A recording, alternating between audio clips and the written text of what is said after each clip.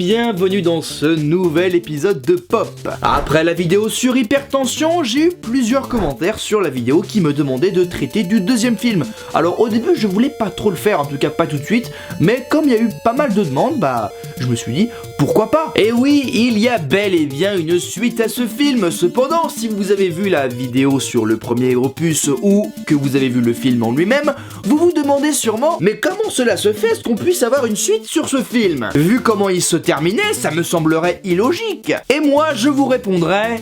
Gladiator 2, tu es fort, je sais. Le film commence par la fin du premier opus. Pour rappel, Chev Chelios, le héros du film, était en train de chuter dans le vide et se ramasse comme une merde sur le sol. Mais des mecs débarquent et embarquent le corps de Chev. Mais pourquoi faire? Ah, les enfants, laissez-moi vous parler de la nécrophilie.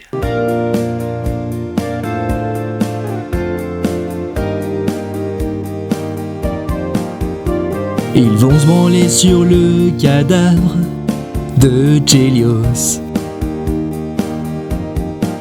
C'est une pratique qui existe, elle est un peu craignos. Le principe est de mettre son zizi dans le cadavre d'un corps sans vie. Ça les excite, ils me répugnent, m'horripilent. Les nécrophiles.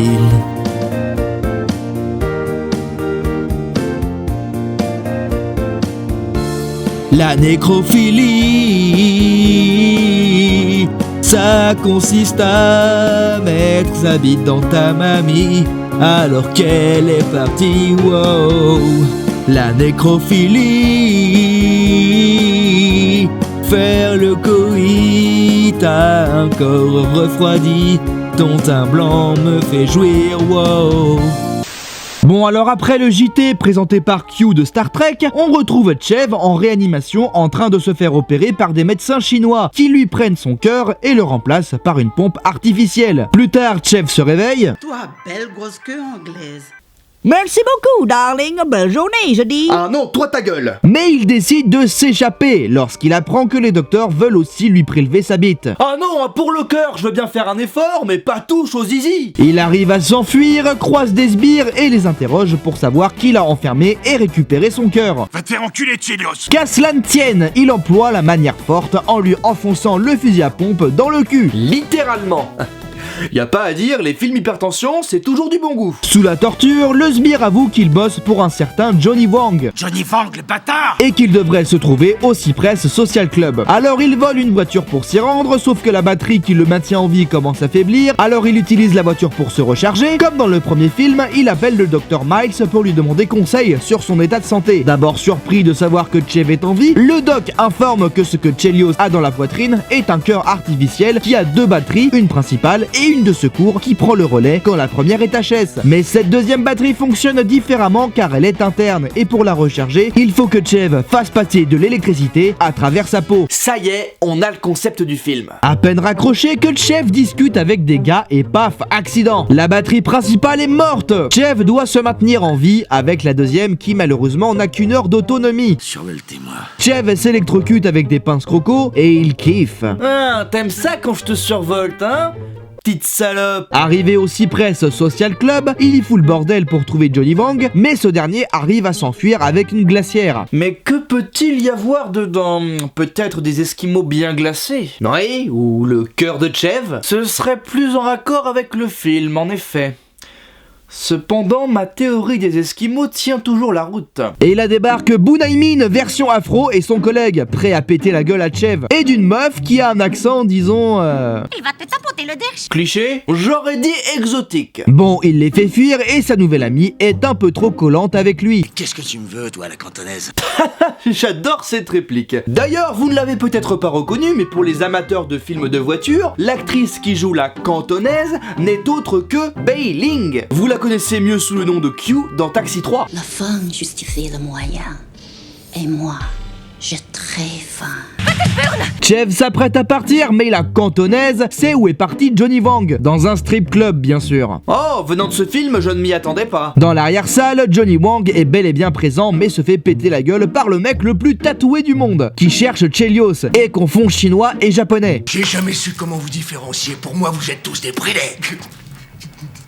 Ah non, hein, j'ai rien à dire, hein. Pour moi il dit tout ce que tout le monde pense tout bas. C'est pas au beauf de dire ce genre de truc d'habitude. Si, mais il est en vacances et faut tout de même bien remplir notre quota de blagues racistes par épisode. Chev rentre dans le club, mais c'est alors que la stripteaseuse n'est autre que Eve, sa petite copine du premier film. Elle aussi, elle est très surprise de le voir en vie. Et nous aussi, hein. Non mais depuis quand t'es stripteaseuse? T'étais mort. C'est pas une raison pour devenir prostituée. Stripteaseuse, pas prostituée. C'est quoi la différence? Eh bien, une stripteaseuse, tu la touches seulement avec les yeux, alors que la prostituée, tu la touches avec à peu près ce que tu veux, moyennant finance. La totale, c'est environ 50 balles. Tu m'as l'air bien renseigné. Chev se fait repérer par le tatoué. C'est parti pour la fusillade. Après la bagarre, Chev interroge un des sbires qui lui dit qu'il travaille pour El Huron. En français, le furet. Il s'est enfui avec Eve, mais les flics arrivent. Seulement les policiers font une grave erreur. Ils le tasent, ce qui lui redonne le plein d'énergie. Ils volent une voiture de flic avec Eve et une autre stripteaseuse qui a, comment dire... C'est où va, Chev? La Garonne en crue, comme on dit dans le sud. Cette dernière sait où se trouve Johnny, au champ de course. Chev appelle le docteur qui lui dit qu'il serait capable de réimplanter son cœur si toutefois il le récupère. Chev se retrouve coincé par des acteurs de cul en grève, il continue le chemin à pied, mais les flics l'ont rattrapé. Heureusement, Kylo vient le sauver. Attendez une seconde, Kylo c'était son pote gay du premier film, mais il est mort, alors comment ça se fait qu'il soit ici? Oh non!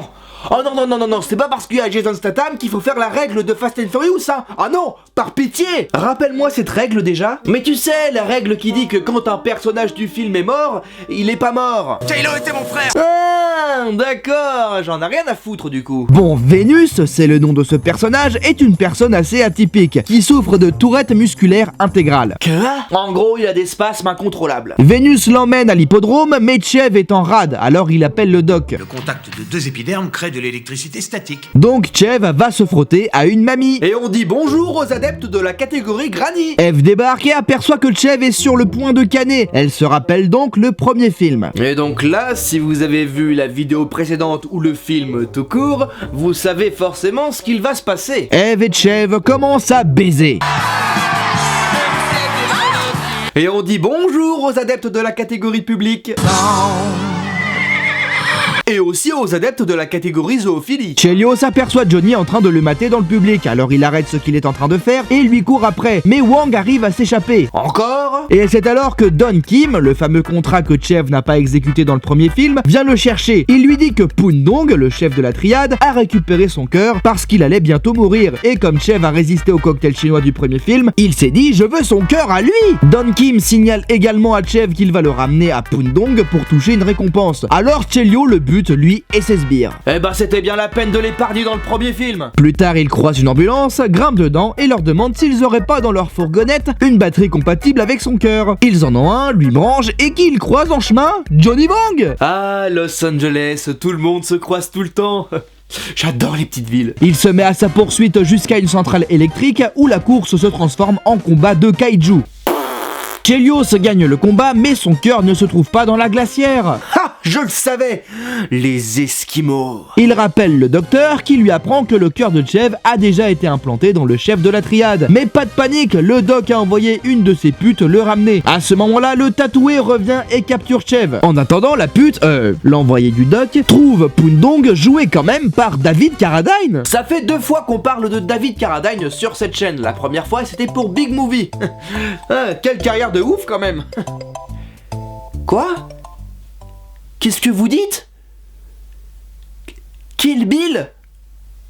C'est qui ça? Au même moment, Chev rêve qu'il est enfant dans un talk show américain. Mais qu'est-ce que vous... voyez, c'est ça le problème avec cette suite. Elle part trop loin. Il est amené au furet qui est en réalité le frère de Ricky Verona, le grand méchant que Chev a buté dans le premier film. El Huron amène Chev à Ricky, qui l'a maintenu en vie artificiellement, juste le temps de voir Chelios mourir. Est-ce que ça compte quand même dans la règle de Fast and Furious? Vu qu'il ne reste que la tête, je vais être magnanime. Mais c'est alors que Vénus se ramène avec sa clique et ça repart en fusillade. Chev bute le tatoué, joue au foot avec la tête de Verona, mais tombe en rate d'énergie. Alors il grappe sur un panneau haute tension et s'électrocute au point de prendre feu. Puis bute le furet, il commence à avoir des hallucinations alors qu'il brûle vif, mais prend le temps de nous faire un doigt. Et fin. Enfin, pas tout à fait. Pendant le générique de fin, on voit Chev se faire opérer par Doc Miles qui lui remet son cœur en place et Chelios revient à la vie. C'est pas mal, mais c'est pas génial non plus. Ce que j'adorais avec le premier film, c'était son montage frénétique et son rythme incroyable. Il n'y avait jamais de temps mort, on passait du point A au point B au point C en 10 minutes, ça s'enchaînait parfaitement. Mais là, on perd en rythme. Il y a toujours des idées de mise en scène et un montage presque épileptique par moment, mais pas tout le long. Il y a des pauses, des moments où l'on suit d'autres personnages que Chev, ce qui ne se faisait pas dans le premier film. On ne quittait pas Chelios d'une semelle, et du coup, ça ralentit le rythme. Il y a aussi les blagues qui cassent le rythme. Il y a un passage que j'ai pas montré pour une question de fluidité dans le récit, mais pendant la course-poursuite avec Johnny, à un moment, une balle rebondit de partout. Là, on se retrouve dans un cabinet de psy où le brancardier du premier film se retrouve à expliquer son traumatisme depuis qu'il a rencontré Chev, et au moment où il va mieux, bam, il se prend cette balle. Alors c'est très drôle, mais ça fonctionne au détriment du rythme. Il y a aussi des passages comme le combat de Kaiju ou le talk show qui sont juste un délire que se sont tapés les réalisateurs, mais là encore, ce sont des passages qui gâchent un peu le rythme. Pourtant, ça reste une bonne suite. Le procédé de la batterie à recharger est cool. C'est un bon concept qui remplace l'adrénaline du premier film. J'aime aussi beaucoup le délire de la fin avec la tête de Ricky Verona et Chev Chelios qui nous fait un fuck en brûlant. C'est vraiment délirant mais assumé, du coup ça rend vraiment bien. Mais grâce à ce film, on aura finalement appris une chose. Que tu vas au pute et que tu payes 50 balles pour une totale? Non. Que ta bite parle avec un accent anglais? Non. Ce qu'est la nécrophilie? Mais non. Mais quoi alors? Une stripteaseuse et une pute, c'est pas la même chose les enfants.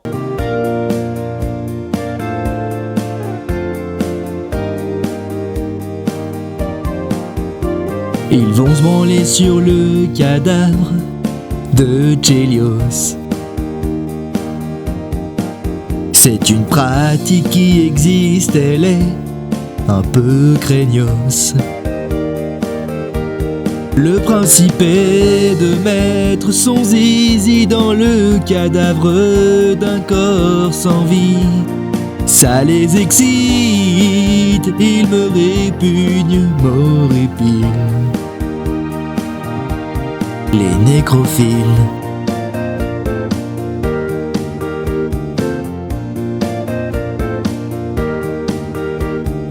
Tu leur dis que mon métier, c'est de baiser. Oui, mais avec que des personnes décédées. Si je devais vivre avec quelqu'un vivant, je préférais mourir sur le champ. Je ne veux pas de ça, je préfère quand elle parle pas. Moi ça me va.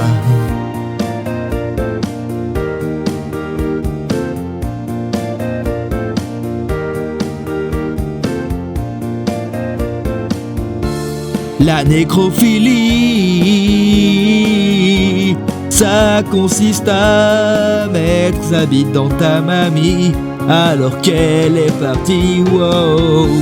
La nécrophilie, faire le coït à un corps refroidi dont un blanc me fait jouir, wow.